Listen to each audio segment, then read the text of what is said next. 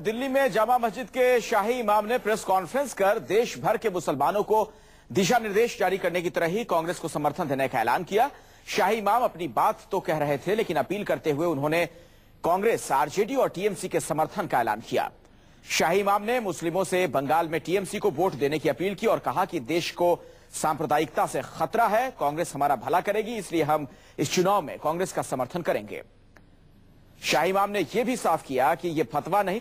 कांग्रेस सदर मिसेस सोनिया गांधी से मुसलमानों के मसाइल, फिरका वाराना फसादात, तालीम, रोजगार, सच्चर कमेटी और रंगनाथ मिश्रा कमीशन की सिफारिशात का निफाज और मुसलमानों के जान और माल के तहफ्फुज़ को यकीनी बनाने जैसे उमूर पर तफसीली गुफ्तगू हुई।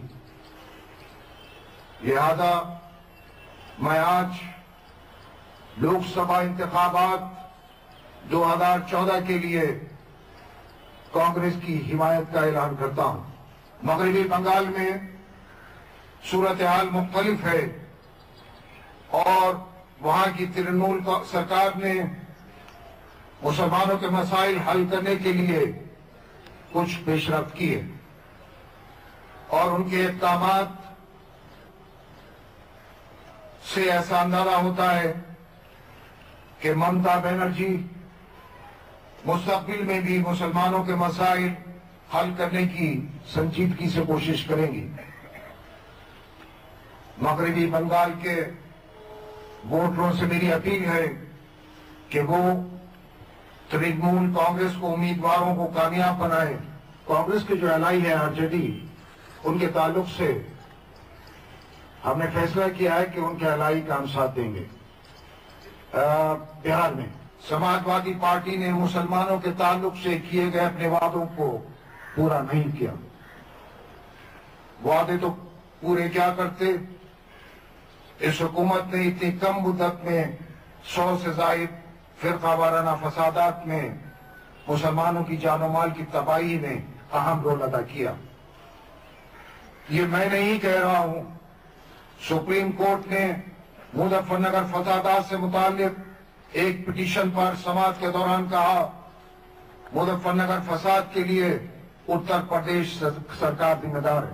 बीएसपी के कुछ रहनुमाओं ने चंद महीने के दौरान मुझसे गुफ्तगू की और हमारे एक नुमाइंदा वक्त ने लखनऊ जाकर बीएसपी के एक साबिक वजीर से मुसलमानों के मसाइल पर और इंतखाबात के बाद एनडीए के तहीं उनकी पार्टी के मौक़िफ़ पर तफसीली बातचीत।